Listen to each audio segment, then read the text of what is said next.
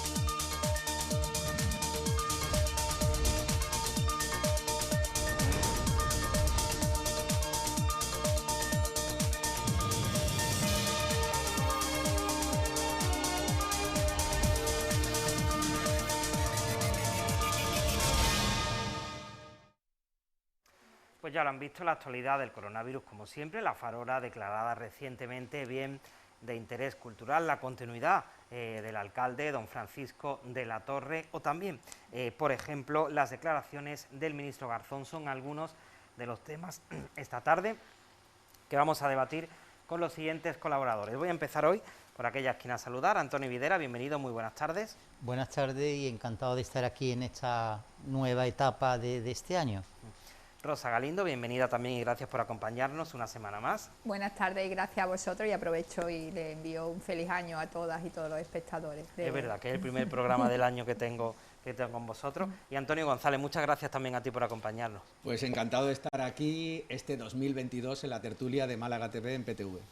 Yo deseo que me acompañéis, ya aprovecho y lo digo, durante todo el año 2022, porque la verdad que tengo mucha suerte, ¿no? Estarán de acuerdo conmigo que tengo suerte con estos colaboradores. Vamos a comenzar ya, si os parece, a hablar pues de la actualidad del coronavirus. Más de 11.500 casos se registraban hoy tras el dato acumulado del último fin de semana en la comunidad autónoma. De ellos, más de 1.500 notificados por coronavirus en la provincia de Málaga. Una actualidad que también está marcada hoy por la vuelta a las aulas, donde Sanidad y las comunidades autónomas acordaron la pasada semana no hacer cuarentena en aquellas clases donde el número de alumnos positivos no supere los 4 o al menos el 20% de los contagios. Con respecto a las vacunas, ya se ha abierto esta misma semana la vacunación con terceras dosis para las personas nacidas entre los años 1968 y 1971. Los datos, la vacunación y sobre todo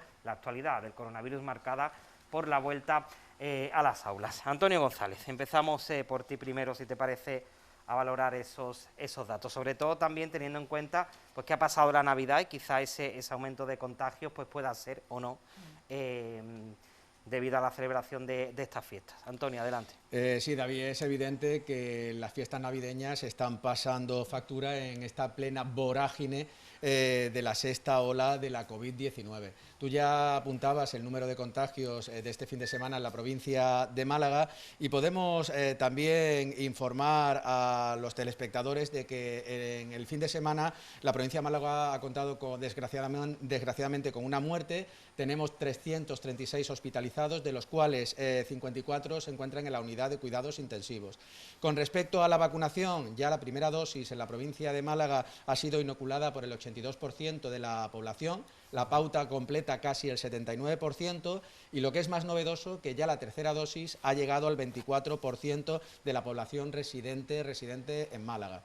Los datos no son buenos porque la incidencia en nuestra comunidad autónoma se fija en 1.600 casos por cada 100.000 habitantes. Sí es cierto de que hay algunas comunidades autónomas que tienen el nivel de contagios disparado, como puede ser Navarra o el País Vasco, por encima de los 6.000 supuestos por cada 100.000 habitantes. La noticia positiva, contamos con 5 municipios que están fuera libres de COVID, como Alpandeire, Cartagena, Montecorto, Faraján y Pujerra. Hay que tomar ejemplo de estos municipios. Con respecto a lo que también David señalaba en su entradilla, la Junta de Andalucía va a estudiar la recomendación que formulaba el pasado viernes la Comisión de Salud Pública. Con respecto a la vuelta a las clases, se ha optado por la presencialidad y por extremar las precauciones en las aulas para minimizar los contagios. Podemos distinguir 3 supuestos.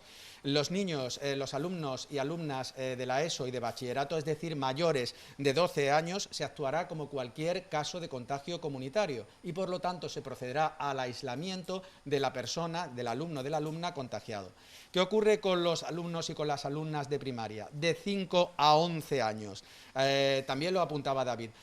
Si se dan más de 4 casos o un 20% de la clase ya está contagiada, pues se procederá como si se tratara de un brote y en este caso los profesionales de epidemiología de la atención primaria determinarán las actuaciones pertinentes. Para los alumnos y alumnas de educación infantil, es decir, los niños y niñas hasta 5 años, se actuará como un grupo burbuja. Tenemos que tranquilizar a la población porque ayer saltaba la noticia de que en Chipre se habían detectado 25 casos de una nueva variante, combinación de Delta y Omicron, Deltacron. Bueno, parece ser que va a ser un error de laboratorio. Hay que ser muy cauto con las informaciones que se lanzan más porque ya estamos en plena psicosis con la aparición de nuevas variantes. Los síntomas de Omicron, para que nuestros telespectadores lo tengan claro, ya de todos es conocido, van a ser dolor muscular, fatiga, cefalea, no se va a perder los sentidos de gusto y olfato, pero sí pueden presentarse cuadros febriles y dolores de garganta.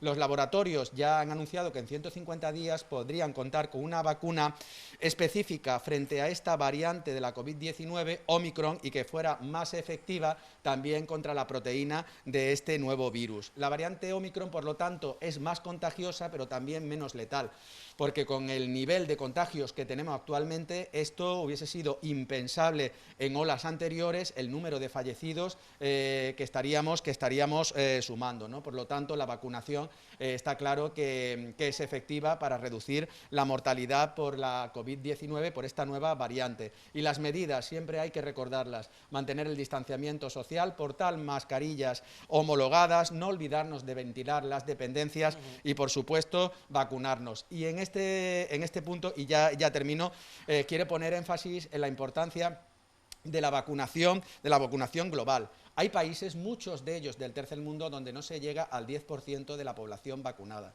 Esto viene a determinar que el virus se hace fuerte, puede cambiar y a la larga va a determinar que aparezcan nuevas mutaciones, con lo cual siempre vamos a estar en esta dinámica de que estén apareciendo nuevas variantes. Sí es cierto de que puede ocurrir como con la gripe, que se convierta a la larga en algo estacional, pero hay que potenciar la vacunación a nivel global. Y ya el Gobierno hoy mismo ha anunciado que tratamiento para el coronavirus va a adquirir 340.000 dosis de antirretrovirales para luchar contra esta enfermedad. Bueno, menos mal que lo de Deltacron no has dicho, ¿no, Antonio? No ha salido. Se ha quedado, porque ya es lo que nos faltaba. Rosa, adelante. Bueno, era previsible, como ya comentaba también Antonio, este incremento de casos de coronavirus. Ahora ya con la nueva cepa de Omicron, afortunadamente, pues no es una cepa tan letal como las anteriores y no se está cobrando, aunque no se puede obviar las vidas que se está cobrando también, pero no estamos ante la situación que teníamos en un inicio. Por otro lado, también quiero hacer un comentario sobre eso último que ha comentado Antonio. Yo lo he comentado en alguna ocasión también en este programa, de la importancia de que todo el mundo esté vacunado, y no solamente la gente del primer mundo, por llamarlo de alguna manera. Ante un mundo globalizado no podemos obviar de que de que si no está todo el mundo vacunado, eso va a seguir mutando y nos vamos a seguir contagiando. No es ningún despropósito, cuando algunas veces he dicho, oye, ¿de qué nos sirve que el primer mundo esté vacunado y países como África o como la India pues no lo esté, ¿no? Eso yo creo que tendríamos que los países que tenemos más posibilidades apuntar a la solidaridad y que apostemos porque toda la población mundial tenga las mismas posibilidades. Por otro lado, pues yo siempre hago hincapié en lo mismo. La sanidad pública está haciendo agua, la sanidad pública no está a punto del colapso, la sanidad pública está colapsada. 8.000 sanitarios que ha despedido la Junta de Andalucía en plena pandemia, en plena sexta ola. Yo puedo decir por experiencia y como usuaria de la sanidad pública que mi madre lleva 15 días sin medicación. El presidente de la Junta de Andalucía anda presumiendo de que ha bajado impuestos, pero yo el otro día le tuve que comprar a mi madre los pañales porque no tengo manera de que le renueven la medicación. Es decir, la sanidad pública, cuando tú no consigues una cita con la atención primaria, no está a punto del colapso, está totalmente colapsada. Entonces estamos ante un momento muy, muy, muy peligroso, donde ni siquiera las personas mayores, y lo digo por experiencia, están pudiendo tener acceso a su medicación cotidiana, a su medicación diaria, incluso a unos pañales que hacen a la calidad de vida de esas personas. Entonces, ahí sí que haría yo bastante hincapié y creo que estamos en un momento muy peligroso. Antonio Midera, adelante. Lo que he visto en esta fiesta navideña que hemos compartido el turrón y el cava con la cepa Omicron, ¿no? Hemos visto, yo creo que nos ha pasado a todos, a muchísima gente, muchos amigos, muchos compañeros, etcétera, que cuando los hemos llamado, hemos hablado con ellos, nos han dicho, oye, que tengo el COVID, que decía, hay mucha gente con COVID, ¿no? Parece que la cepa Omicron es muy contagiosa. Sin embargo, es de baja gravedad. Es decir, la gente dice, bueno, tiene COVID, tiene unos síntomas parecidos a una gripe, parecido a un resfriado así, un poquito más molesto, pero enseguida, a los 4 días, la persona se recupera. No estamos en la fase inicial del coronavirus cuando llegó a los distintos países, ¿no?, del mundo, en concreto en España, que tenía mucha virulencia y el que decía tengo COVID, esa persona lo pasaba realmente mal porque sabía que se podía morir. Y no estamos en esta fase, ¿no?, tan grave como estuvimos al principio. Vacunas, importantes, sí, pero también importante respetar a las personas que no se quieren vacunar, por distintos motivos, Tenemos ahora mismo en Australia el caso del tenista Djokovic, que no se quiere vacunar y sin embargo quiere hacer una vida normal. Y entonces está en su pleno derecho, parece que los tribunales le dan la razón, pero el gobierno australiano hace de su capa un sayo y no atiende lo que dicen los tribunales de justicia donde Djokovic ha ganado, ¿no? Por lo tanto, hay que respetar también a las personas que no se quieren vacunar por muchos motivos, porque se han hablado de los efectos perjudiciales que podrían tener las vacunas también, ¿no? Yo me he vacunado, pero no dejo de reconocer que al principio tuve miedo. Cuando me puse la vacuna tuve miedo de lo que me podía pasar, ¿no? Luego también con respecto al tema del pasaporte COVID, que se ha hecho obligatorio para entrar en recintos cerrados, hay dos cosas, ¿no? Hay que compatibilizarlo con personas que no quieren poner la vacuna, no tienen pasaporte. Bueno, hay que darle una alternativa, como hacer un test de PCR, etcétera, ¿no? O por ejemplo, tener sus mascarillas puestas, etcétera, etcétera. Y luego también algo importante, y es que yo creo que cuando a los comerciantes se les dice, oiga, hay que pedir pasaporte COVID, por tanto la actividad comercial va a bajar, porque ha bajado, porque la gente, por ejemplo, el ocio nocturno se lo ha cargado, porque hay muchísimas comidas de empresas que se han anulado, etcétera, etcétera, etcétera. A esos comerciantes los políticos tienen también que ofrecer una serie de ayudas o de reducción en los impuestos que tienen que pagar. Eso es importantísimo.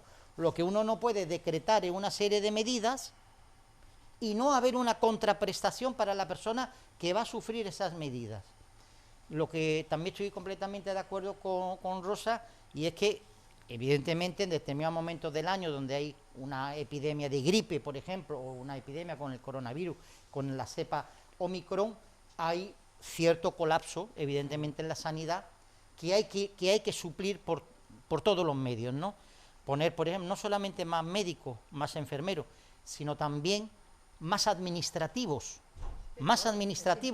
porque yo, por ejemplo, he ido a un ambulatorio a pedir una cita para especialista y he tenido que ir 3 veces y tenía 150 números delante de mí. Sí. Y es que, claro, los administrativos no dan más de sí y hay que reforzar también el tema administrativo, no solamente el tema médico. No, cuando hablo Exacto. hablo de todo, es integral el colapso en la sanidad ¿Terminado, pública. Antonio? Sí. Pues Antonio González pedía la palabra Respecto también. al caso Djokovic, al caso de la vacunación, no estoy de acuerdo con mi compañero de tertulia, con Antonio, y soy un firme defensor de las libertades individuales, pero en este caso hay un conflicto de intereses, un conflicto de bienes jurídicos, y el derecho a la vida y las medidas de salud pública tienen que primar sobre cualquier concepto, porque si la gente decidiera unilateralmente, no me vacuno, claro que todos hemos tenido miedo al principio porque no se sabía cuáles iban a ser los efectos de las vacunas. Pero ya se ha demostrado por virólogos, por científicos, por inmunólogos, los efectos positivos de la vacuna, y precisamente estamos resistiendo esta sexta ola con ese grado de contagio tan alto porque la mayoría de la población en países como España ha optado por vacunarse. Entonces, que haya consecuencias para la gente que no se quiera vacunar, a mí me parece, pero me parece correcto, y la decisión que han adoptado algunos países como Grecia, como Austria o como Italia, de implementar la vacunación obligatoria, y si no te vacunas vas a tener suspensión de empleo y sueldo y una sanción administrativa, una multa pecuniaria, me parece muy correcta. ¿Por qué? Porque hay que hacer ver a la población de que la vacuna es imprescindible, que si no nos vacunamos no vamos a estar seguros. Y el pasaporte COVID, a mí el pasaporte COVID me parece también una medida muy acertada, que se exija en los restaurantes, en los bares, en los teatros, en los cines, en todos los lugares de actividades de ocio. ¿Por qué? Porque se ha demostrado también que la población que está vacunada, primero, contagia menos y se va a proteger mejor en caso de que se infecte por la COVID-19. Y en algunas tertulias lo ha apuntado Rosa, es que no solo tenemos como enfermedad el coronavirus, es que hay otras muchas patologías, y la gente que decide no vacunarse y se infecta puede acabar en una UCI, y está restando recursos a la sanidad pública y también a la sanidad privada de gente que puede caer enferma y que no pueda acceder a la unidad de cuidados intensivos porque está ocupada en su mayoría por pacientes COVID. Entonces hay que ser más solidario y hay que ser consecuente con las decisiones que se adoptan, y los gobiernos tienen que velar por la salud pública y por el interés común y general, y por lo tanto tienen que adoptar medidas disuasorias para la gente que no se quiera vacunar. Cuidado también con el sentimiento de invulnerabilidad de las vacunas, porque es falso. Es decir, hay personas que se han vacunado 3 veces con la tercera dosis y ya se han infectado 2 veces de COVID. Ojo con el sentimiento y la idea de invulnerabilidad de las vacunas. Eso pasa con todas las vacunas. ¿Por qué es falsa? Porque nosotros ahora mismo aquí podemos presentar nuestro pasaporte COVID y tener COVID en este momento. Sí, Así que pero, Antonio, eso hay que tenerlo muy presente. Las vacunas van perdiendo efectividad a medida que va avanzando el tiempo. Exacto. Y más con este tipo, digamos, de virus que se convierten en virus estacionales. Eso ha ocurrido también con la gripe y ya lo sabemos. Pero está demostrado que la gente que se ha vacunado va a tener una sintomatología más débil. Entonces no se trata de respetar, se trata de animar a la gente a que se vacune. Y el caso Djokovic es que clama al cielo. Es decir, un referente del deporte mundial, como es el número 1 del tenis, no puede hacer apología del negacionismo de las vacunas. No puede hacerlo.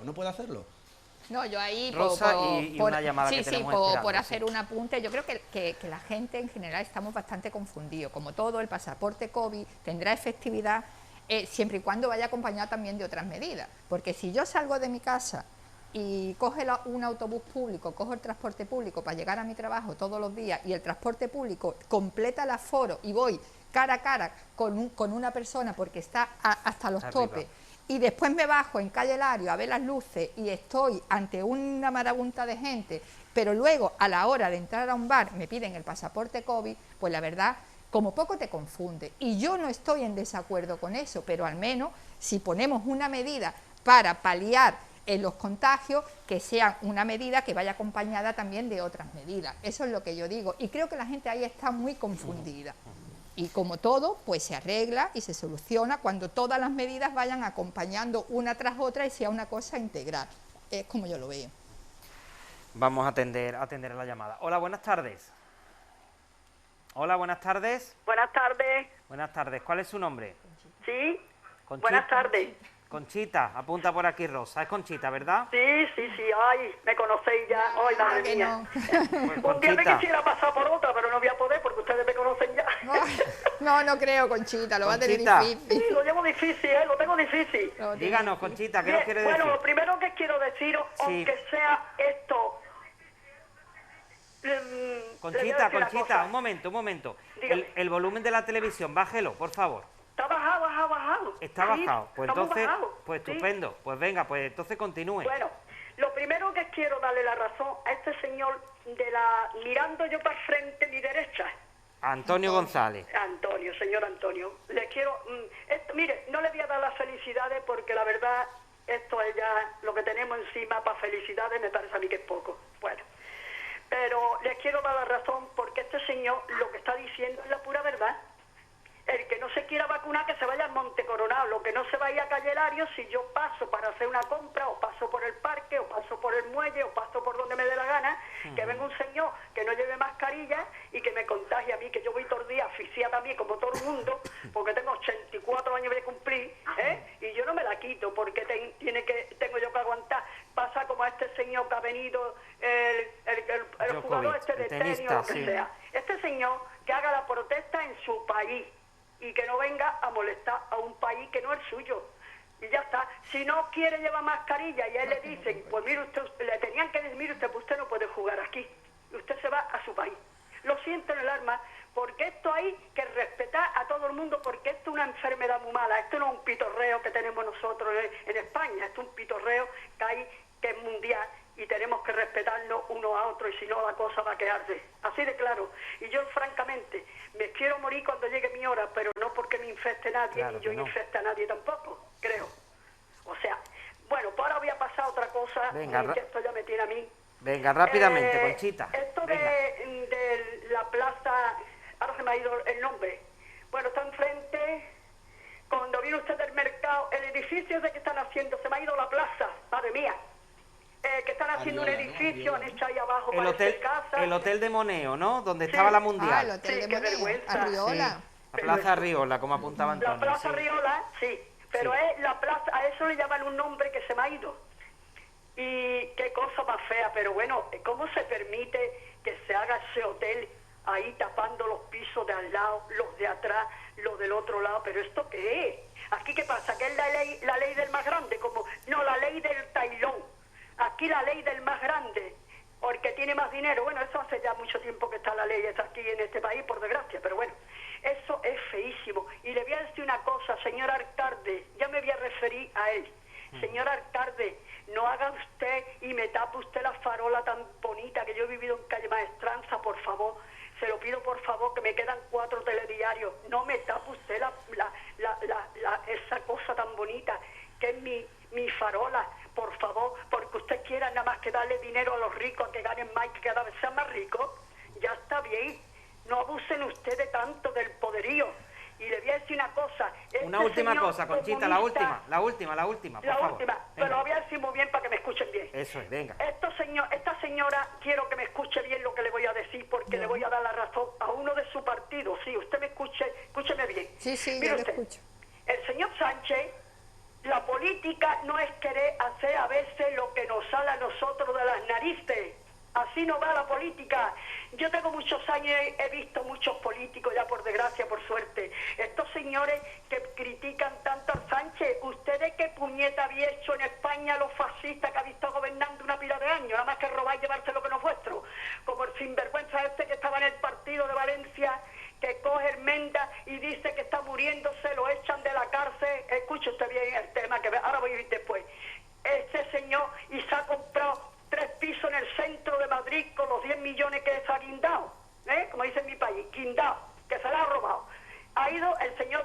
muriendo, pero ha comprado 2 pisos. Bueno, y ahora le voy a decir a usted, señora, este señor que es el ministro de mi España, este señor de la carne lleva toda la razón del mundo. Es una basura como crían a los animales. Lo que ha dicho es verdad. Lo que pasa es que el señor Sánchez no puede echar a la gente como le sale de sus cojones, porque no es así. Conchita, que no por es favor. así, hombre, que no es así. Que se tiene que callar porque esta gente han dejado a España hecho una mierda, los PP.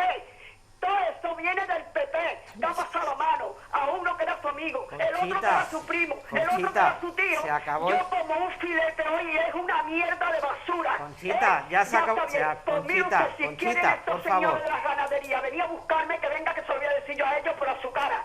Señora, que lleva razón el señor malagueño este del Partido Comunista, Alberto Garzón, que es un encanto y me Alberto cae Garzón. divinamente de bien a mí. Bien dicho. Pero Sánchez no puede hacer lo que quiere siempre. La política no es así, amigo, no es así. Conchita, no es se ha así. acabado el tiempo y además habla Bueno, usted de 2 que temas no que es están así, previstos. Que ese político que es muy bueno, además me encanta. Que le de los agradecemos mejores, la como llamada, Sánchez de Conchita. mierda. Muchas gracias. Le agradecemos la llamada, Conchita. Igualmente yo a usted un beso muy fuerte. Un beso, Conchita. Nos hablaba de 2 temas que además Claro, están Conchita previstos. un día me confunde con una comunista y otro día Sí. con una pepera. Ay, Dios mío, Conchita, no me haga eso. Que están previstos. No me haga eso. Bueno, que estaban previstos, como es el tema de las Lleva farolas chaqueta, parece del Ah, PP, ¿no? mira, hoy vengo No, disfrazada. no está descamisada. y el Ay, tema madre del mía. ministro Garzón. Así que vamos avanzando si Sí, os parece. vamos.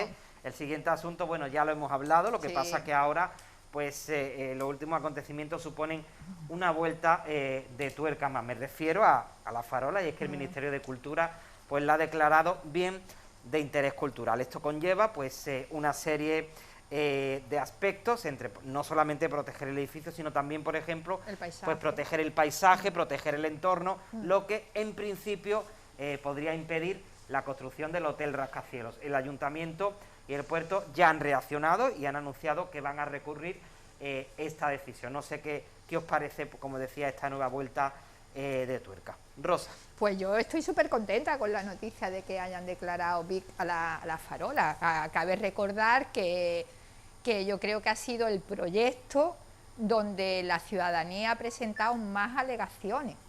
No sé si fueron más de 1000 alegaciones. Tiene el proyecto, bueno, el proyecto de ese gran rascacielos que tiene el Partido Popular como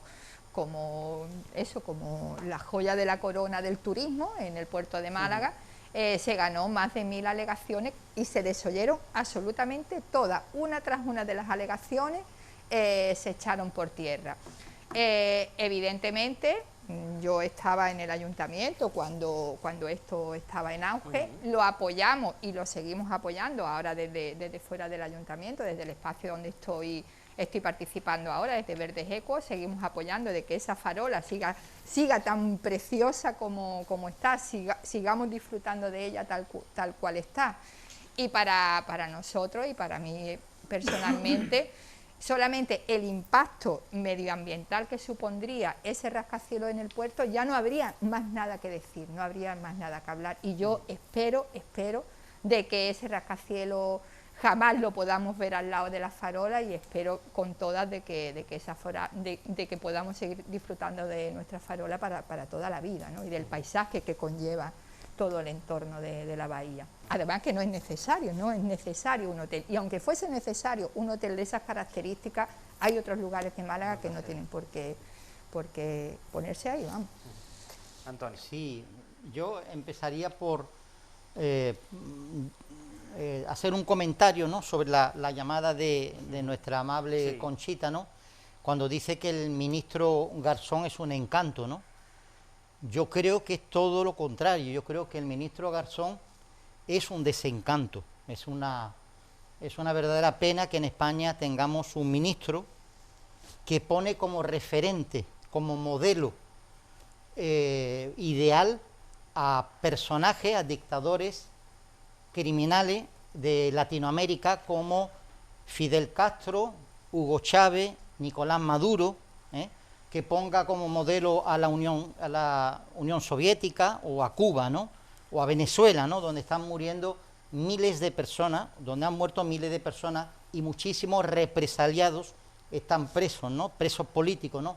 Yo creo que es un desencanto el ministro Garzón, tenerlo en el gobierno de España, ¿no? Y luego ya, refiriéndome al tema de la farola, yo creo que el Ministerio de Cultura lo que está haciendo es una maniobra para bloquear el progreso de Málaga, ¿no? Creo que la torre hotel que se quiere hacer, el rascacielos que se quiere hacer, no va a tapar a ninguna farola, está a 800 metros de la farola. Hay que recordar que es un proyecto que es iniciado por políticos socialistas de la Junta de Andalucía, no por gente del Partido Popular, sino por socialistas, que seguramente si estuvieran en la Junta lo sacaban adelante.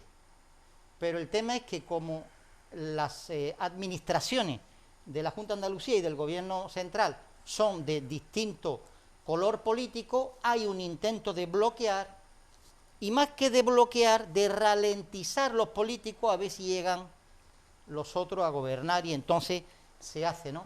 Yo creo que los hoteles, hoteles emblemáticos, hoteles, digamos que son rascacielos, etcétera, son siempre buenos para la ciudad, porque tampoco estoy de acuerdo con Conchita cuando dice que el alcalde, Francisco de la Torre, le va a dar dinero a los ricos. No, oye usted, es que un hotel le da de comer también a mucha gente que no son ricas, muchos camareros, muchos limpiadores, muchas limpiadoras, muchos cocineros, muchos proveedores, muchas aseguradoras. Es decir, no son solamente la gente rica las que son favorecidas cuando hay un progreso en la ciudad, cuando hay un desarrollo urbanístico que puede ser bueno para la ciudad, cuando hay un proyecto que puede ser un proyecto comercial que va a traer muchísima riqueza a Málaga, y muchísima riqueza, quizá lo de menos es para alguien rico, para muchísima gente que necesita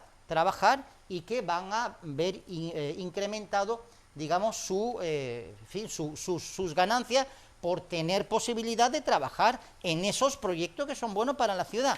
Todo lo demás son intentos de bloqueo o ya los que tenemos cierta experiencia en política, lo sabemos perfectamente, de ralentización.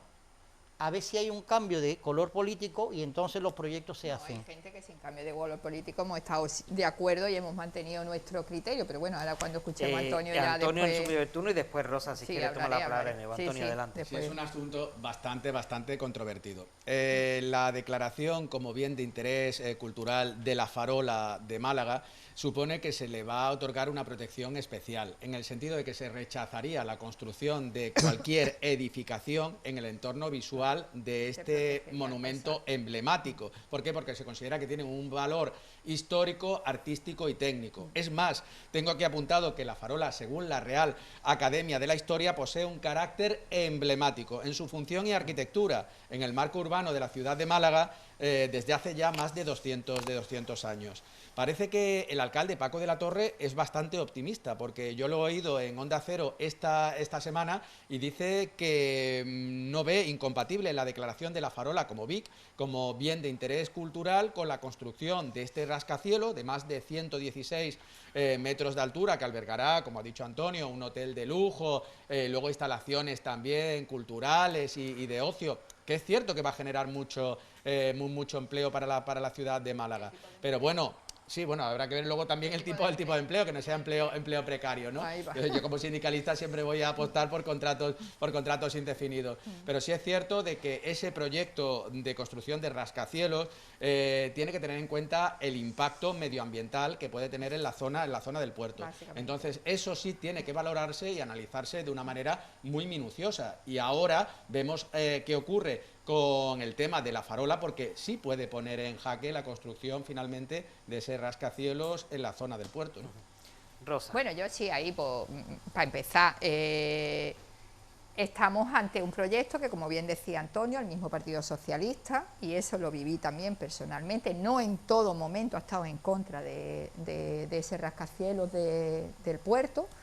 También es cierto que poco a poco fue girando y fue contemplando otras opciones hasta el punto de que hoy, afortunadamente, defiende el proyecto que defendemos una gran mayoría de políticos de izquierda y una gran mayoría de la ciudadanía. Afortunadamente hubo un razonamiento inteligente por parte del Partido Socialista y está apoyando ahora mismo pues el proyecto que apoyamos la gran mayoría de la ciudadanía. Es un proyecto que ni siquiera fueron capaces de llevarlo a una consulta ciudadana como un proyecto que hace a un proyecto de ciudad.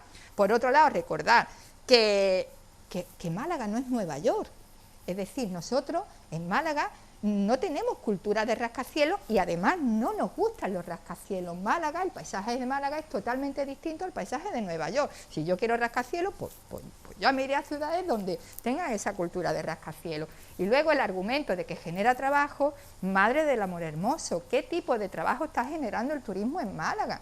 ¿Para quién? ¿Para quién gobiernan esas personas que están apuntando a esos grandes macroproyectos de hoteles?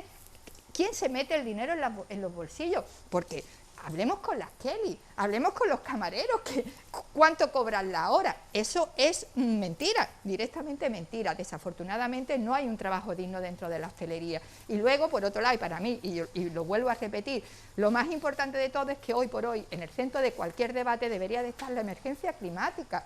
Y solamente el impacto medioambiental que eso supondría, aparte del peligro que a futuro supondría que ese hotel se pusiera en el mismo mar, pues sería tremendo. Me parece un despropósito y me parece descabellado. Y ojalá esto bajo ningún concepto se llevase adelante, porque no hay por dónde cogerlo. Mira, lo que tú comentas, el tema de que esa creación tan grande de empleo que podría haber con la construcción de un hotel, ¿no? Pero eso que eso, ¿a quién le va a dar dinero? ¿Que cuánto cobran las Kelly? ¿Que cuánto cobran los las cocineros? Kelly? ¿Sabe cuánto Vamos cobran a ver, las Kelly, Antonio, vamos a ver. por favor? Pero eso, por favor, pero sí, no, pero es que me gustaría decir algo de las Kellys, ¿no? Y de los camareros, ¿no? Eso no es un problema del empresario. Ah, claro, es verdad. Vamos a ver, perdona, eso no es un problema del empresario. Debería de ser un problema del empresario. ¿Cómo tiene a sus trabajadores? Es una pena. Perdona, no es un problema del empresario, porque el empresario aplica unas leyes que existen, unas leyes laborales que existen, que están redactadas y están elaboradas por políticos. Si las Kellys o los camareros no cobran suficientemente la hora, oiga, la culpa no la tiene el empresario que coge esa ley y la aplica, la culpa la tiene el político, muchos de izquierda, muchos socialistas, que no han hecho nada para modificar esas cuantías. El empresario, Antonio, tiene dos opciones: o bien contratar el servicio de recursos humanos con una empresa de trabajo temporal que se va a meter en el bolsillo la gran mayoría del dinero, o bien hacer directamente las contrataciones con los trabajadores. Y desafortunadamente hace muchísimos años que los empresarios optaron por esas empresas de trabajo temporal que le están robando el... Sí. Y eso es precario, eso es empobrecer, como ha empobrecido la población. Y ahí Antonio sabrá, perdona un momento, como sindicalista sabrá mucho. Pero yo te digo una cosa, la mayor organización en España de trabajo temporal, y ahí está Antonio, es la administración pública. No le eche la culpa a los empresarios. Por favor, Antonio. Por contestarle a Antonio. En primer lugar, ha sido un gobierno progresista el que ha subido considerablemente el importe del salario mínimo interprofesional y ya roza los 1.000 euros. Claro. Entonces, también se fija, nosotros tenemos el Estatuto de los Trabajadores y unos convenios colectivos de cada sector, convenios colectivos de referencia que pueden ser mejorados. Es decir, hay empresas que fijan unos salarios por encima de lo mínimo que marca el convenio colectivo. Claro. Entonces, además, nosotros apostamos por eso.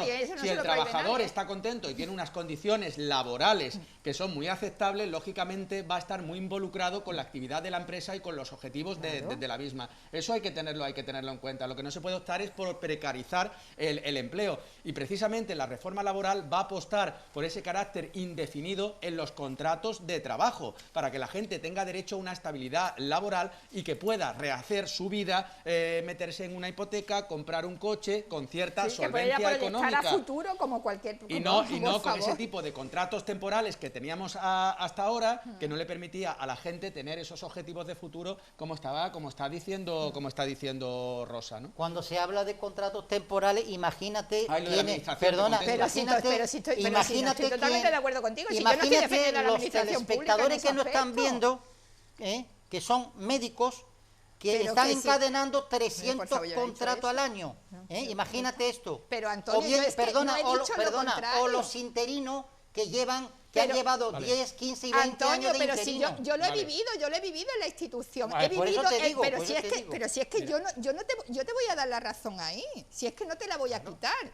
Aquí lo que estamos hablando es que el empresario de un hotel, de una empresa turística, puede optar por contratar a sus recursos porque humanos. Lo dice la ley. No, eso es un Estado de Derecho. Eso no es cierto. Sí, lo dice la ley. La ley no dice que tenga que trabajar con empresas de trabajo temporales. Si la ley lo permite, no lo dice. Perdona, si la ley lo permite, puede optar por otro tipo de contrato que dignifique la vida de sus trabajadores. No es más fácil que el político modifique la ley. Por favor.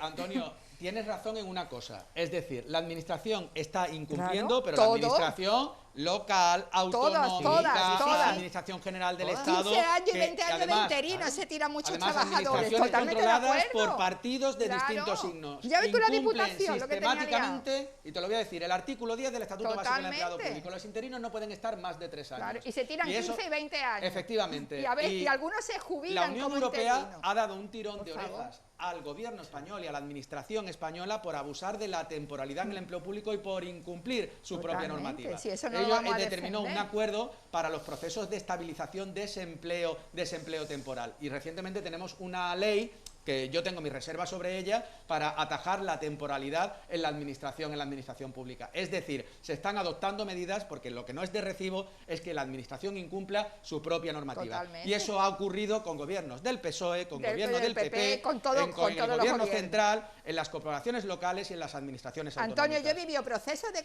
consolidación. Te voy a poner como ejemplo la Diputación de Málaga, interinos que llevaban trabajando 15 o 20 años pidiendo que se ofertaran las ofertas públicas de empleo, y luego, como bien sabrá Antonio, los procesos de consolidación no generan ni siquiera bolsa. Gente que llevaba toda su vida dedicada a la administración, como por un mal día han suspendido un examen y se han quedado en la calle, sin nada.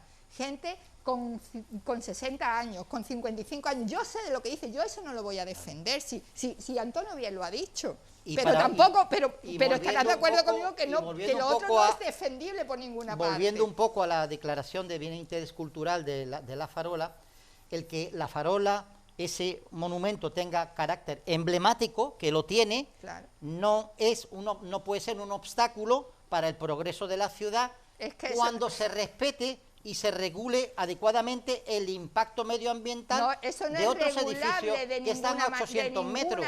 Eso es lo que no puede ser. Y el pensar en lo que van, y el pensar en lo que van a percibir de sueldo las Kelly no es una razón de peso para bloquear un proyecto tan importante para una ciudad. Tú estás hablando de trabajo, de que el trabajo que generaría ese hotel, y yo te digo que qué tipo de trabajo generaría ese hotel, si sería un trabajo precario o sería un trabajo digno. Esa es la pregunta que yo te he lanzado, Antonio. Yo hago una reflexión porque lo has apuntado tú, Rosa, ¿no? De que Málaga no es una ciudad de rascacielos. No. Sí es cierto de que hay edificios emblemáticos, tipo rascacielos, ¿no?, en otras ciudades europeas, y se han convertido en un símbolo de esa ciudad. Aquí, no sé si os acordáis de la noria que se puso en el puerto, ¿no?, que imitaba la noria de Londres, que al final fue un fiasco. Fue un fiasco. En el mismo Sevilla hay un edificio también que es más alto que la Giralda, y los sevillanos ya no saben lo que hacer con ese edificio. Pero si ese edificio está fuera de Sevilla, súper descontento. Si ese edificio no le puede molestar a nadie en Sevilla, pero si está no, fuera pero de Sevilla. Estamos hablando, Antonio, estamos hablando hablando, que... no estamos hablando de que tú vayas por la calle y te tropieces con esto. Claro. Estamos hablando de otros intangibles, chiquillos. Estamos hablando de que los andaluces, las andaluces, los malagueños en este caso, pues no tenemos ese tipo de cultura de los grandes y de los rascacielos, que si queremos rascacielos, pues hagamos un viaje a Nueva Y York. luego que otra le gusta, cosa a mí no también me que yo, gusta, no voy a otra ver cosa, otro rascacielos. consejo que yo daría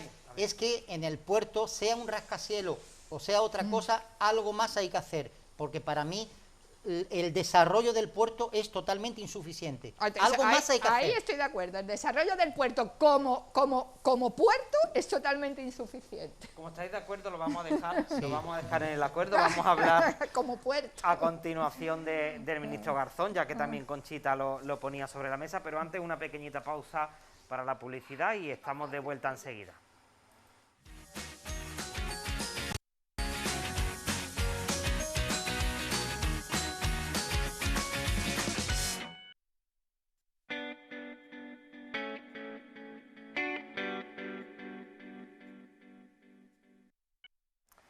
Bueno, aunque aquí hayamos seguido debatiendo, estamos ya de vuelta, vamos a cambiar de tema, vamos a hablar ahora del ministro Garzón, o mejor dicho, de las declaraciones del ministro Garzón que han propiciado que, por ejemplo, el Partido Popular vaya a presentar mociones en toda España para exigir su cese de manera inmediata a Ciudadanos, que lo llevará en este caso al Parlamento andaluz, sus declaraciones por sus ataques al sector cárnico. ¿Qué ha ocurrido? Pues ha ocurrido que el señor Garzón dijo que las explotaciones, leo literalmente, extensivas y familiares son sostenibles, pero dice lo que no es sostenible en absoluto son las llamadas macrogranjas que encuentran en un pueblo, en un rincón despoblado de España y meten 4.000, 5.000 o 10.000 cabezas de ganado. Contaminan el suelo, contaminan el agua y luego exportan la carne de mala calidad procedente de estos animales, aunque después a través de un tuit hizo una aclaración y decía que no era carne de mala calidad, sino carne de poca calidad. Como ven, Partido Popular y Ciudadanos y muchos colectivos de organizaciones agrarias pues reprueban estas declaraciones porque atentan, dicen, contra la ganadería y contra la industria cárnica. No sé qué os parece qué os parece este asunto. Antonio Videra, era tu turno ahora, adelante. He hablado, ya he no dado algunas avanzabas tu pinceladas simpatía por sobre, Garzón, sobre lo que me conocíamos. parece el ministro Garzón. Sí que es verdad que cada vez que habla sube el pan, ¿no? Y sí, le acompaña siempre fuertes polémicas en lo que dice, incluso en contra de su propio gobierno, ¿no? Es decir, incomoda a otro ministerio, a otro ministro, porque lanza globosonda, que luego tiene que rectificar, luego dice que no ha dicho lo que sí ha dicho, etcétera, ¿no? Hombre, esto revela, desde mi punto de vista, una baja preparación política por su parte, ¿no? Porque cuando lanza una idea, no puede recular. A mí no me gusta la gente que reculan cuando lanzan una idea, sobre todo cuando están en un puesto de tanta responsabilidad, ¿no? Se puede cargar al sector ganadero de un plumazo, ¿no? Porque pueden bajar las ventas y puede haber despido de empleo, etcétera. Y por tanto tiene que haber una dirección cuando lanza una idea y luego no recular. Si tú has dicho esto, pues tú sigues adelante. Por tanto, el ministro Garzón pues está en entredicho y yo creo que su preparación política deja mucho que desear, ¿no? Pero una vez dicho esto, a mí me gustaría, porque a mí me gusta analizar las cosas que se dicen, ¿no? Y efectivamente lo que dice el ministro Garzón es muy interesante. Yo creo que, aparte de querer reprobarlo, habría que analizar, había que entrar en el fondo del asunto. Y es, como dijo Conchita, ¿qué es lo que estamos comiendo? Eso es muy importante. Porque hay ahora mismo muchas ventas de productos que provienen de granjas ganaderas y de granjas marinas. Entonces, a mí me interesa mucho cómo están tratados los animales ahí. Efectivamente, el tratamiento animal me interesa mucho. Yo no quiero que haya un solo animal que pueda sentirse maltratado, no lo quiero. Pero también hay otro tema muy importante, que a mí me gustaría que los políticos entraran, y ningún político, de ningún partido político entra, y es con qué se está alimentando a esos animales, tanto a los animales de ganadería como a los animales marinos. ¿Con qué se le está alimentando?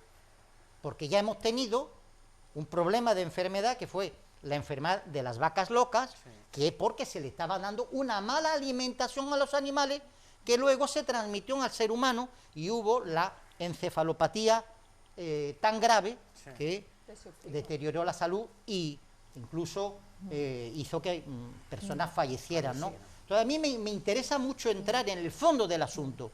Entonces los políticos que no lo están haciendo, es algo que yo lanzo, una idea que yo lanzo, no lo están haciendo, ver bien cómo se están tratando los animales en esas granjas y qué alimentación se le está dando, porque evidentemente todo eso luego pasa al ser humano. Entonces es muy importante, tanto por los animales, evidentemente, como también por el ser humano. En eso debe de entrar, y quizá dejarse de tanta reprobación. Vamos a analizar más el tema animal, tanto de ganadería como de pesca. Totalmente de acuerdo. Antonio. Sí, estaba pensando en lo que acaba de comentar mi compañero Antonio y estoy totalmente de acuerdo con él, ¿no? La verdad es que se ha generado una gran polvareda por las declaraciones que ha formulado el ministro de Consumo, Garzón, al rotativo inglés The Guardian, ¿no? Criticando las macrogranjas, diciendo que producen una carne de peor calidad y que son muy contaminantes. Sí es cierto que ante toda esta polémica, Garzón luego ha publicado un tuit diciendo que se excluyó la información en The Guardian en la entrevista por falta de despacio, ¿no? Y que se han tergiversado parte de sus palabras, en parte por parte de ese lobby de las industrias cárnicas. Si analizamos toda la cuestión política, lógicamente el PP y Ciudadanos han ido a degüello contra el ministro de Izquierda Unida Podemos, tildándolo de irresponsable, visto unas declaraciones de Andrea Levy, piden su dimisión, incluso algunos varones socialistas como el aragonés Lambán o el castellano manchego Emiliano García Paje también han pedido su reprobación o que rectifique en esas aseveraciones que había formulado, ¿no? Porque entienden que no está bien hablar de la calidad de los productos españoles en medios extranjeros. ¿Qué han hecho otros ministros socialistas, como la de Educación, Pilar Alegría, o Margarita Robles, ministra de Defensa? Han intentado echar balones fuera, alegando que las declaraciones de Garzón eran a título particular, a título individual, y que el gobierno pues bien actúa de una forma coordinada como órgano colegiado. Bien, tenemos el problema de las macrogranjas. ¿Qué son las macrogranjas? Pues son explotaciones intensivas de ganado donde se van a criar a miles de animales para la obtención de leche o para la obtención de carne. Si precisa, Greenpeace ya ha dicho que son muy contaminantes. Si lo vemos, lógicamente nos da pena a los animales, porque no es lo mismo un cerdo o una vaca que esté pastando en el campo que allí, que es que no ven la luz del sol, que están hacinados, que solo le ponen comida para que engorde. Es un poco triste, ¿no? Sí, también quiero incidir en la idea de que España tiene que apostar por una dieta muy saludable que teníamos, que es la dieta mediterránea, y estamos abusando en exceso de la carne. En Andalucía, ¿con qué nos encontramos? Pues tengo aquí el apunte. Tenemos tanto ganadería extensiva, es decir, al aire libre, que afectaría a la cabaña bovina, caprina y también parte de la porcina. Y luego esta ganadería intensiva macrogranja se destinaría fundamentalmente en Andalucía para el ganado vacuno y para el cerdo blanco. Lógicamente, los empresarios de la carne han puesto el grito en el cielo. Garzón, aunque tenga ese convencimiento, debería ser más moderado en ese tipo de declaraciones para no generar esa polémica, ¿no? Rosa, bueno, yo creo que Garzón, como ministro, puede ser cierto que haya tenido algunos comentarios desafortunados. Como ministro, creo que sí, que ha podido tener algunos comentarios que no han ayudado mucho. Garzón tiene que entender que no es activista, que es ministro, y que a un ministro lo que le toca, lo que tiene que hacer es sentarse con los ganaderos y con los usuarios y con los protagonistas del sector para ver qué tipo de planes y qué tipo de subvenciones se pueden ir poniendo en marcha para acabar con esa macrogranja que efectivamente están contaminando y además están perjudicando la salud de las personas, por un lado, y eso es cierto. para mí, bajo mi punto de vista, yo lo defiendo porque donde mucha gente ve irresponsabilidad, yo veo valentía. Yo sé que decir algo tan impopular como lo que ha dicho Garzón, no lo dice cualquiera. Yo a ese nivel puedo decir, pues bien, ha sido valiente y está diciendo pues las 4 verdades que todas las personas sabemos. Por otro lado, no es cierto que todo el sector esté en contra de lo que ha dicho Garzón. Todo el sector de ganadería, ganadero, no está en contra de lo que dice Garzón. Muchos de los del sector ganadero están apostando por otro tipo de ganadería, más sostenible, más tradicional, que no contamine los acuíferos. Hay muchos pueblos ya, y algunos pueblos ya más del interior, con acuíferos totalmente contaminados, afectando realmente la biodiversidad de los ríos y del entorno. No ayuda ni mucho menos a la... bueno, más bien que no ayude, sino que ayuda a la despoblación de las zonas rurales, más que ayudar. Comentar también que detrás de esas macrogranjas, en muchas de ellas, hay muchas empresas internacionales, y que es mentira que eso de que están generando no sé cuántos miles de puestos de trabajo, no, generan menos puestos de trabajo que la ganadería tradicional. Y luego ahí sí estoy de acuerdo también, tanto con mis 2 compañeros, que se llaman los 2 Antonio, como que en el centro del debate también hay que poner, oye, qué calidad se le da a esos animales en esas macrogranjas, qué tipo de alimentación, y no solamente de alimentación, esos animales diariamente están recibiendo antibióticos, están recibiendo medicación para que no enfermen debido al estrés, debido a ese hacinamiento, y esos antibióticos los estamos sufriendo, o lo están sufriendo, porque yo no soy de la que come mucha carne, la gente que come habitualmente carne, de manera que incluso en muchas ocasiones nos dejan de hacer efecto los antibióticos por la sobrecarga de antibióticos que nos entra en el cuerpo a través de ese tipo de alimentación. Y ahí debería de estar el centro del debate. Y evidentemente Garzón, para mí, bajo mi punto de vista, más allá de que como ministro, como he dicho antes, le hubiese tocado hacer otras cosas y espero que las haga ahora, pues para mí ha sido valiente en cuanto a lo que ha dicho, pero ahora le toca pues hacer el trabajo que tiene que hacer como ministro. Mira, me permite, Antonio, atendemos una llamada que lleva un ratito esperando y después tiene la palabra, discúlpame. Hola, buenas tardes. Hola, buenas tardes. Buenas tardes, ¿cuál es su nombre? Me llamo Paco Fernández, soy de la plataforma por la calidad de la sanidad malagueña, Placasama. Pues Paco, le escuchamos, adelante, díganos. Vamos a hablar, lo que quería comentar era con relación a la pandemia. Sí. Estoy escuchando ahora la cuestión de lo que están tratando ahora. Yo, mejor que no dejen que nos comamos un plato de los montes tranquilo, y también, ¿por qué no?, una fritada de pescado. Que podamos compatibilizar ambas cosas. Lo que quería comentar, podría hacer una lista grande, pero yo sé que el tiempo es limitado. Sí, le agradecemos la brevedad, Paco, sí. Sí, mire, uno de los problemas que habría que solucionar la atención primaria sería la atención telefónica. Hay veces que el contactar telefónicamente con los centros de salud es prácticamente imposible.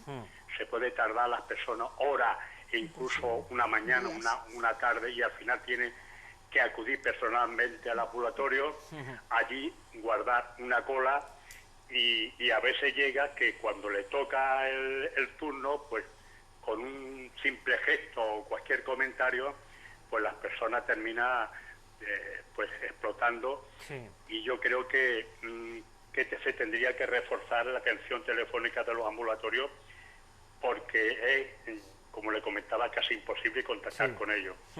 Y luego, en segundo lugar, sería la cuestión de la notificación de los positivos.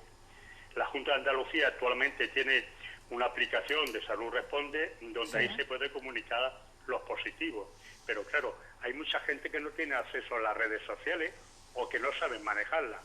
Y estas personas se ve que no encuentran incapaces de hacerlo, claro, donde poder acudir, un teléfono, y notificar los positivos. A nuestra plataforma nos entran personas tremendamente preocupadas, diciendo que lleva toda la mañana o que lleva 2 o 3 horas intentando comunicar que es positivo, que su familiar es positivo, que a ver los pasos, y no pueden contactar porque no tienen ese medio. Por eso yo pediría a la Junta de Andalucía que por favor reforzara la atención telefónica en los centros, en los ambulatorios, en los centros de salud, y también que habilitara en el mismo teléfono de Salud Responde, pues que habilitara la opción de comunicación de positivo, o bien que abriera una línea para TAFIP, para que la gente pues encontrara un sitio donde poder comunicar los positivos y al mismo tiempo pues recibir una mínima de atención, a ver los pasos a seguir, porque muchos de ellos pues la verdad es que cuando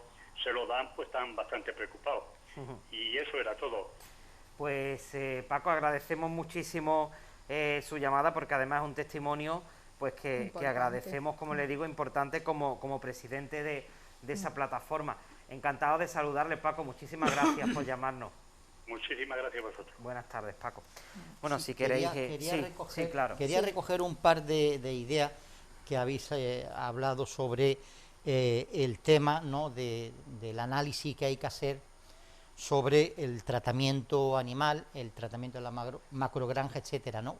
Primera idea, cuando tú dices, el ministro Garzón muestra valentía por haberlo dicho, yo digo que ninguna. No digo que ninguna por dos cosas. Primero, porque intenta dar marcha atrás, intenta ya decir que bueno, no dijo lo que dijo en realidad, etcétera. Pero sobre todo, algo que nos tienen acostumbrados los políticos. Los políticos dicen, a mí no me interesa lo que dicen, a mí me interesa es lo que el ministro Garzón va a hacer, los hechos.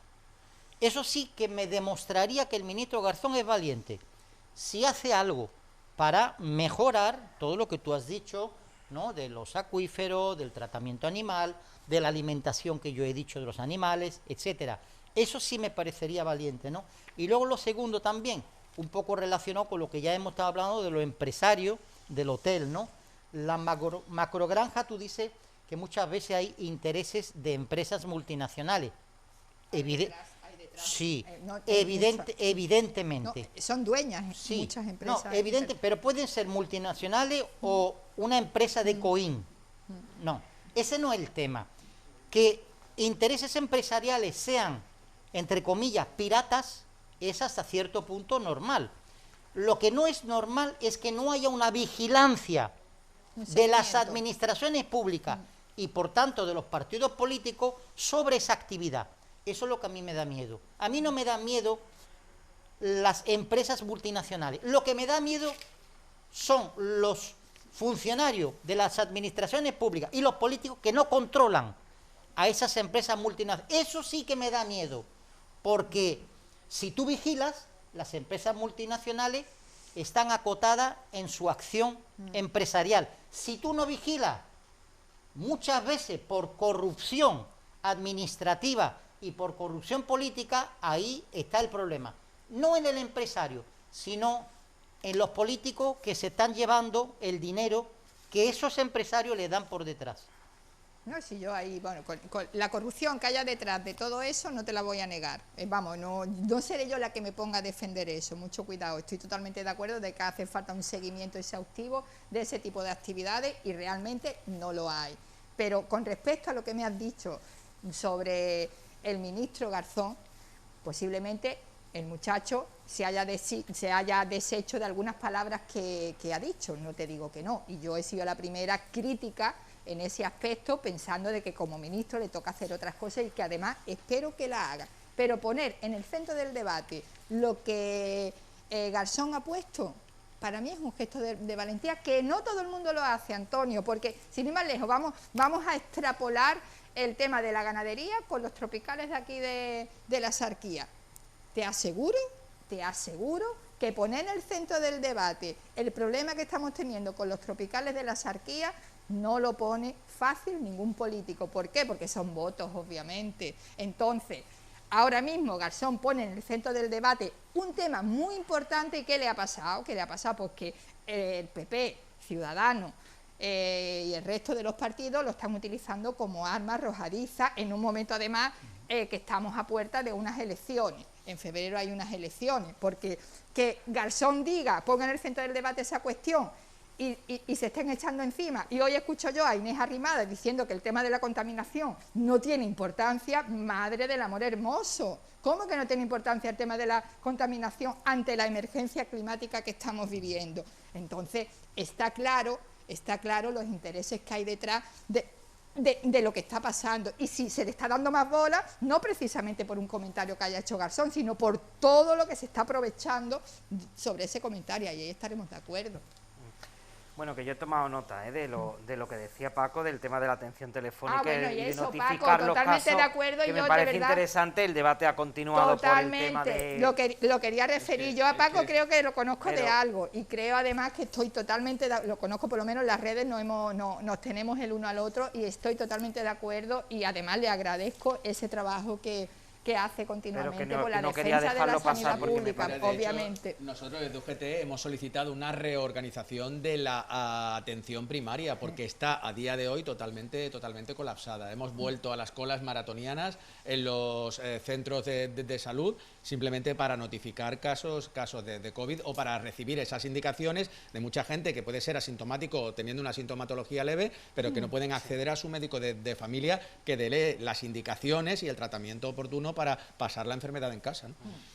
Bueno, otro asunto que quería tratar con vosotros, y que además llevo algunos programas planteándolo, pero nunca llegamos al final, por lo tanto he decidido adelantarlo, aprovechando que acaba de celebrar su 84 cumpleaños, el pasado Día de Reyes. Se trata del rey emérito, de don Juan Carlos, que está en el exilio y bueno, pues quiere volver a España. No trascienden muchísimos datos de cómo está siendo su vida en los Emiratos Árabes, pero sí, él ya en varias ocasiones pues ha hecho constar su idea de que quiere volver a nuestro país. En este momento está siendo investigado por una serie de cuestiones, como por ejemplo el cobro de comisiones por concesiones de AVE a la Meca a empresas españolas, el presunto uso de tarjetas de crédito opacas, o también, por ejemplo, pues por un paraíso fiscal en la isla de Jersey. Parece que todo esto se va a aclarar, porque la Fiscalía parece que va a cerrar diligencias contra todo esto, y por lo tanto su panorama legal se va a ver pues un poco más despejado. Pero quería saber, ¿no?, cuál es vuestra opinión con respecto al tratamiento pues que se le debe dar, o sobre todo si debemos acoger pues esa petición de volver. Antonio, adelante. Sí, el rey Juan Carlos I, el rey emérito, quiere volver a su casa, al Palacio de la Zarzuela, pero no solo eso, sino que él entiende que los hechos por los que su hijo le retiró la asignación han decaído, y por eso quiere recuperar la misma. Es decir, no quiere venir únicamente por retornar a su país, sino que él quiere tener esa asignación con cargo a los presupuestos generales del Estado. Ya hace 2 años que se marchó a Abu Dhabi, ¿no?, en agosto del 2020, pues ya estamos en el 2022, 1 año y pico lleva ya en el exilio, en ese exilio dorado en los Emiratos Árabes. Las exigencias de Juan Carlos I no son bien vistas, ni por Moncloa, ni tampoco por Zarzuela. Con respecto a lo que tú apuntabas, David, de la investigación relativa a esos hechos, se prevé que se prolongue hasta junio del año 2022. Y también quería que se retrasara precisamente para no enturbiar, no dañar el mensaje de Navidad del actual monarca, de Felipe VI, y también en el discurso que pronuncia en la Pascua militar. A mí me sorprende porque antes nadie preguntaba de dónde sacaba Juan Carlos I su fortuna, y tampoco nadie se cuestionaba esos regalos que recibía, y si eran escrutados por la agencia tributaria como pago en especie, ¿no? También se ocultaba todos sus escándalos de faldas, bueno, que eso pertenece a su vida privada, pero cuando se paga a sus examantes con fondos reservados, ya no está afectando a todos los españoles, porque es un dinero que podría invertirse en sanidad, en educación, y sin embargo se destina a cuestiones que todos los españoles ponemos el grito en el cielo, y que ahora están saliendo, el caso de Bárbara Rey, de Corina, etcétera. Entonces, la vuelta de Juan Carlos I, lo único que haría sería dañar esa imagen de profesionalidad, y lo digo yo que no soy monárquico, ¿no?, de profesionalidad y de honradez que pretende transmitir Felipe VI durante su reinado de pocos años, ¿no? Rosa. Hombre, yo con respecto a la vuelta del rey emérito, yo siempre digo, mira, que se quede donde menos dinero nos cueste. Eso para empezar, porque yo creo que ya se ha llevado bastante. Sí, y ahí estoy de acuerdo con Antonio, un poco iba a intervenir en la línea que ha intervenido en una primera parte. Los intereses del rey emérito no son los de, oye, voy a volver con mi familia porque ya tengo una edad, y si eso fuesen únicamente los intereses, pues mira, a nivel personal diría, bueno, pues cualquier persona tiene derecho de terminar sus días y de pasar la vejez con su gente querida, y ahí no habría ni media palabra más que decir. ¿Que puede dañar la imagen de la monarquía? Más se puede dañar la imagen de la monarquía. Sí, creo que es que tenemos una monarquía aquí en España que no puede estar más dañada la imagen. Y yo, con respecto a este tema, pues sigo pensando que en el centro del debate de este tema de la monarquía, del rey, no teníamos que estar hablando de que si el rey va a volver o no va a volver, o de que si va a seguir con asignaciones de los presupuestos del Estado o no, que realmente si vuelve pues seguirá con asignaciones de los presupuestos del Estado, a lo que estaremos totalmente en desacuerdo pues una gran mayoría de la población. En el centro del debate tiene que estar, pienso yo, primero, los españoles y las españolas a estas alturas queremos realmente que haya una monarquía, esa institución arcaica, esa institución que ya ha demostrado, que ha demostrado y ha dañado la imagen de España hasta no poder más. Realmente es necesario que ese rey emérito siga disfrutando de la inviolabilidad a nivel en la Constitución, porque realmente, bueno, para que España deje de ser una monarquía y acabemos con esa institución del medievo, con esa institución arcaica que nos cuesta un montón de millones al año a los españoles, hay que reformar toda la Constitución, pero para reformar algunos puntos se puede hacer a través de una ley orgánica. Y oye, chicos, no podemos tener a una persona que ha cometido delitos y que no inviolable ante la ley. Entonces yo creo que el centro del debate tiene que ir por otro lado. Dos cuestiones clave. ¿Queremos los españoles monarquía o no la queremos? ¿Realmente ese señor tiene que seguir disfrutando de la inviolabilidad o no? Y no, oye, que vuelva o que no vuelva, para mí son temas absolutamente secundarios. Antonio. Sí, hombre, yo habéis apuntado algunos temas muy interesantes. Yo creo que en el caso de los ataques al rey emérito hay dos aspectos, ¿no?, que están unidos, que están mezclados, ¿no? Por una parte, esa su conducta, la conducta del rey emérito, que evidentemente hay que analizarla, que está unida a un fenómeno, ¿no?, que se ha dado en España, que ha afectado a políticos de los distintos partidos políticos, de las distintas instituciones, de las distintas empresas, como es la corrupción que ha existido en España. Entonces, esa corrupción ha afectado al Partido Popular, ha afectado al Partido Socialista, ha afectado a Izquierda Unida, ha afectado a Convergencia y Unión, ha afectado al Partido Nacionalista Vasco, al Partido Andalucista, a la Junta de Andalucía, al Gobierno Central, a la Comunidad Valenciana, a todos los lugares. Es un fenómeno que hay que entrar en profundidad, el fenómeno de la corrupción en España, ¿vale? Entonces, por una parte, la conducta del rey, y por otra parte, es lo que tú decías, ¿queremos los españoles una monarquía?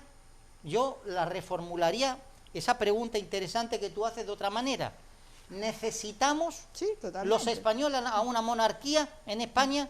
Porque ¿qué es lo que pasa? Es que España no es Estados Unidos, donde todo el mundo sigue a la bandera americana. ¿Qué aporta la monarquía? ¿Qué es lo que pasa en ¿Qué España? aporta la monarquía? En España hay 17 reinos de taifas, todos, porque eso ya nos viene del medievo prácticamente, ¿no? Todos enfrentados con todos, sobre todo los partidos de izquierdas, quieren tener mayor autogobierno para perpetuarse en los distintos territorios. Ahí está Comunidad Valenciana, etcétera, donde dividen a los españoles, y por tanto la pregunta es, ¿necesitamos una monarquía? Desde mi punto de vista, en España sí necesitamos determinados elementos que hagan que el sistema democrático, el sistema constitucional se perpetúe, y uno de ellos es la monarquía, como un símbolo muy importante del Estado, que une a los distintos territorios españoles. Y evidentemente la conducta del rey emérito no ha ayudado no a la monarquía. Para mí lo de menos es la monarquía. Para mí es qué representa la monarquía en un estado de reino de taifas y de partidos políticos, que en España también hay que decirlo, tenemos un problema muy grande. España tiene un problema muy grande porque en el gobierno está siendo dirigido por el Partido Socialista, pero luego sus socios es la extrema izquierda. Es la extrema izquierda, es decir, Esquerra República de Cataluña, que es independentista y extrema izquierda, es Bildu, los proetarras, que es extrema izquierda, y que es Podemos, que es un partido que está a la izquierda del PSOE, por tanto es la extrema izquierda. Entonces, en España está gobernada por la extrema izquierda y evidentemente es un problema muy grande y se utiliza a este problema del rey emérito para dañar a la institución de la monarquía que necesitamos, el rey emérito no ha hecho nada para por cómo somos en España. Varios apuntes. En primer lugar, la monarquía, ya lo ha apuntado Rosa también, es una institución arcaica y anacrónica. No tiene sentido y poco democrática. Es decir, ¿por qué la princesa Leonor ya sabemos que va a ser la jefa del Estado en España y no cualquiera de nuestros hijos? Es decir, si todo el mundo somos iguales en un país democrático, sin embargo, acceder a la jefatura del Estado ahí está vedado para la totalidad de los españoles. Entonces, primero, que es una institución que no es democrática. Luego tú has dicho, estamos en reino de taifas. En Europa, por ejemplo, no voy a ir más lejos, hay estados muy descentralizados, como puede ser Suiza. Incluso en Suiza hay 4 idiomas oficiales, o en Alemania, ¿no?, con el sistema de Landers, que está incluso más descentralizado que las comunidades autónomas aquí en el Estado español, ¿no? Y sin embargo no tienen monarquía y son países que funcionan bastante bien. Sí difiero de ti, Rosa, en una cosa. Tú dices que la monarquía supone mucho gasto para las arcas del Estado. Si tuviéramos una jefatura del Estado, es decir, un presidente de la República Española, pues también tendría una asignación, claro, y también supondría... Yo no he puesto en lo alto de la mesa otra figura, simplemente he dicho que supone el jefe del Estado, sea un monarca o sea un presidente elegido por sufragio universal, no he puesto yo en lo alto de la mesa, que es la fórmula más democrática, supondría también gasto. Algo más democrático. De todas formas, es que la figura del rey emérito es que deja muchísimo que desear, no solo por los escándalos que yo he apuntado anteriormente, sino, ¿no os acordáis cuando se fue a cazar elefantes a Botswana y se ve con un rifle ahí matando a los pobres animales? Es que el jefe del Estado tiene que ser ejemplo de una conducta, porque tú estás representando al Estado español. Y hace mucho tiempo que Juan Carlos I dejó de ser un referente en la buena conducta que debe tener un mandatario, ¿no? Mira, tú decías antes algo interesante, ¿no? Hay repúblicas en Europa que funcionan bien, como puede ser Suiza, ¿no? Y hay otras repúblicas que funcionan muy mal.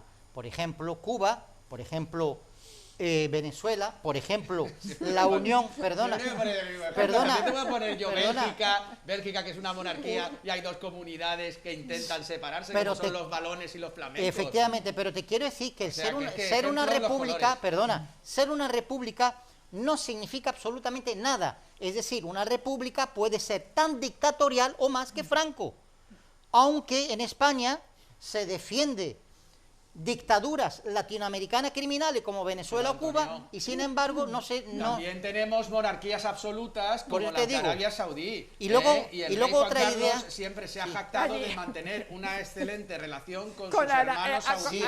Efectivamente. Y luego otra idea, tenía un poco de envidia, otra idea que tú dices de la asignación real a cargo de los presupuestos generales del Estado. Lo que a mí me parece mucho más vergonzoso es que los políticos que cesan en un cargo cobren luego una pensión muchas veces vitalicia. Eso para mí es una auténtica vergüenza. Mucho más que la asignación real de un rey emérito. Sí, totalmente. Bueno, a mí las dos cosas, que me parecen una vergüenza. Que bueno, también, digamos, por volver a lo que estábamos hablando y por llevar al centro del debate el tema de la Constitución, que es ahí donde aparece la figura de la monarquía, El otro día, no hace mucho, veía un vídeo, no leía, veía un vídeo de Adolfo Suárez que me llamó muchísimo la atención, porque además comentaba, hacía unas declaraciones de aquello entonces, donde reconocía que tenía temor de llevar a un referéndum la monarquía, porque no tenía claro en aquel momento si eso iba a salir hacia adelante o no salir hacia adelante.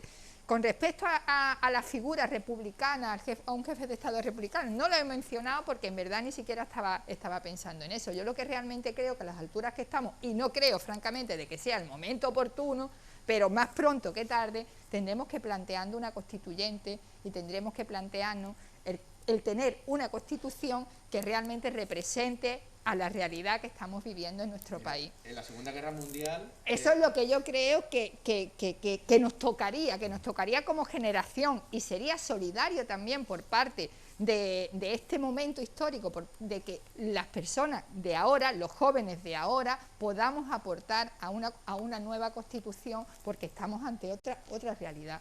Al hilo de lo que tú decías, muy brevemente, después de la Segunda Guerra Mundial, en Italia hubo un referéndum sobre monarquía o república, y salió república. Ya, pero mayoritariamente, en España tenemos que ser tenemos una tremendamente prudentes con el tema de la república. ¿Por qué? Porque en España ha habido dos repúblicas, que han sido dos fiascos, y la Segunda República terminó en guerra civil. En un alzamiento militar. Tenemos que despedirnos, y lo siento porque se me ha ido el santo al cielo. No pasa. 5 repúblicas. Y me entretení más de la cuenta. Muchísimas gracias, Antonio, Rosa y Antonio. Me voy a quedar con las ganas de saber si os gustó la cabalgata o no. Yo tenía algo que decir ahí, pero bueno, ya se dirá en otro momento. Lo diremos en otro momento. Muchísimas gracias también a todos ustedes, a Conchita, a Paco, por llamarnos, a los que nos siguen a través de las redes sociales, y ya saben, les dejo con nuestra recomendación de cada programa. En esta ocasión no se pueden perder esta noche el estreno a las 11:05 en el canal Historia de esta serie documental Fugas históricas con Morgan Freeman, que en cierto modo pues habla sobre un tema que hemos tratado aquí en esta tertulia. Se trata de cómo la comida ha cambiado el mundo, y se acerca en primera persona pues a marcas tan conocidas como KFC, Mars o los desayunos Kellogg's. Con esta recomendación nos despedimos, gracias, y sigan con nosotros en directo. Algunas de las mejores historias jamás contadas empiezan entre rejas. Acompáñame para revivir las fugas más audaces como nunca antes. Se le enganchó el brazo en la cuerda cuando bajaba. Y tú pensabas que esto solo ocurría en las películas. Fugas históricas. Estreno lunes 10, solo en Canal Historia.